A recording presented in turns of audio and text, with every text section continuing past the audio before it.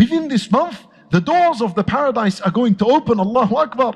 That the meaning of this hadith could also mean, Qadi Iyad rahimahullah, he says that the opportunity of good will open, with the opportunity of hasanat and an increase in hasanat would open. فيه تفتح أبواب الجنان, as though Allah Azza wa Jal wants to accept from you and He wants to admit you into the paradise. If He doesn't want to admit you into the paradise, why would the door of the paradise open?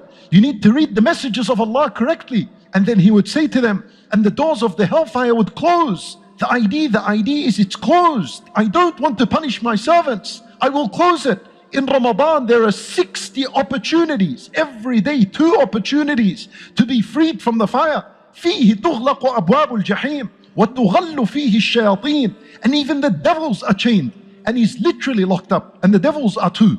There are internal devils within us, and that is Al-Qareen, and there are external devils. These external devils that roam freely and go around from place to place, they are the ones that are literally locked up. And Nabi sallallahu alayhi wasallam, he said, Sulsilat al-shayateen, salasil, meaning they are actually chained up. What about the internal devil? What happens to him? And Al-Qareen, what happens to him during Ramadan is that his effect will dramatically be reduced, and his evil whispering would be reduced. He's still there, but and until you're hungry and you're thirsty, you're only thinking of that which is halal. You're far away from thinking about anything haram, and that is the shaitan's evil whispering being reduced in the month of Ramadan. And this is why you find the people doing good in Ramadan, such goodness that they can never see themselves doing before or after Ramadan.